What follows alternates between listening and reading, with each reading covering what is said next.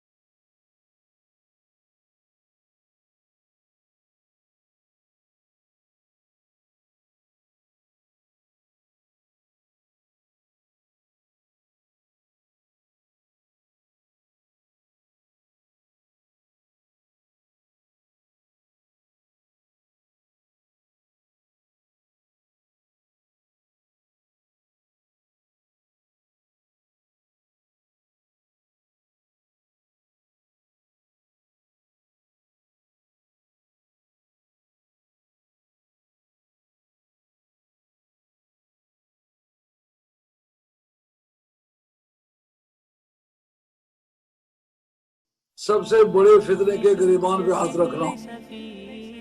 تو خواجہ گولڈوی نے جس مرزے کو گرایا ہے، امت میں اتنا بڑا فتنہ پہلے کبھی نہیں آیا.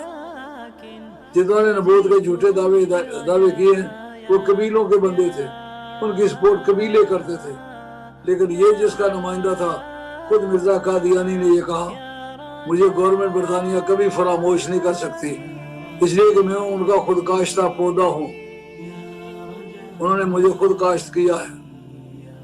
تو ان کی حکومت پر سورج غروب نہیں ہوتا تھا، ایک طرف غروب ہوتا دوسری طرف طلوع ہو جاتا تھا، اتنی بڑی حکومت تھی، وہ اس کے فلی سپورٹر تھے، ان کے مقابلے میں جانا یہ ماں کے لالوں کا کام ہے، سیاسی طور پر کسی کا سینہ ہی کام نہیں کرتا تھا کہ یہ بات اس کے عین میدان میں کھڑے ہو کے کہتے میں تمہیں کافر کہتا ہوں، تو اپنا اسلام ثابت کرو۔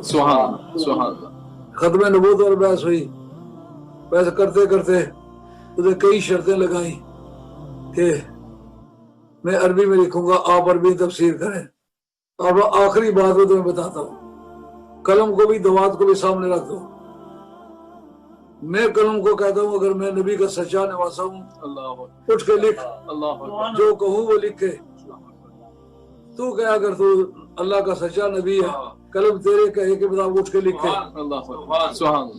اس پر آ کر اس کو شکست، کوئی اس پر بحث نہ چل سکی، اس بات میں خواجہ گولڈوی کا کوئی شریک نہ۔ پھر جماعت علی شاہ صاحب محدث علی پوری رحمۃ اللہ علیہ نے آخری وقت تک ساتھ دیا، خواجہ گولڈوی رحمۃ اللہ واپس چلے گئے، انہوں نے اس کے مرنے کا انتظار کیا، مگر مناظرہ اس بات پر ختم ہوا کہ قلم اٹھ کے لکھے، تیرے کہے پہ لکھے تو سچا، میرے کہے پہ لکھے تو میں سچا، آخری مقام پر اس اپنا تسلیم کرے۔ اللہ تعالیٰ خانوادہ خواجہ گولڈوی کو ہمیشہ روب ترقی رکھے، ہماری بد نصیبی ہمیں اس وقت اطلاع ہوئی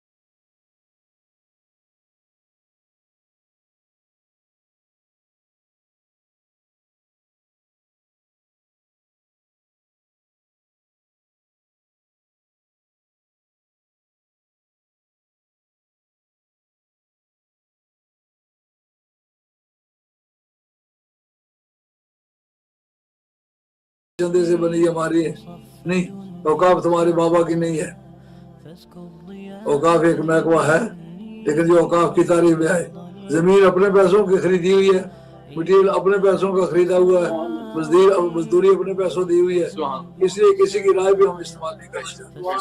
اب اس تیاری میں تھا میں کہ اللہ تعالیٰ ان کو زندہ رکھے، میں جاؤں تو یونیورسٹی کا افتتاح کروں، آپ کو دعا کے لیے لے جاؤں، مگر بدقسمتی کہ یونیورسٹی کے وقت بڑی لالا جی صاحب فوت ہو چکے تھے، بہت بیمار تھے لیکن چلنے پھرنے کے قابل نہیں تھے، اب دوسرے لالا جی فوت ہو گئے، اللہ ان کی اولاد کو سلامت رکھے، آئندہ ان کی اولاد کو اپنے افتتاح کے موقع پر انشاءاللہ لے جائیں گے، ان سے دعا کرائیں گے، ان سے ویسے ہی توقع کریں گے جیسے ان کے والد صاحب سے کرتے تھے، ان کے بھائی صاحب سے کرتے، چچا صاحب سے کرتے تھے، دادا صاحب سے کرتے تھے اور دادا صاحب سے کرتے تھے، تو سارے خاندان کی دعائیں ہمارے ساتھ ہیں.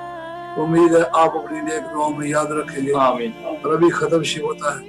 حضرت شاہ عبدالحق صاحب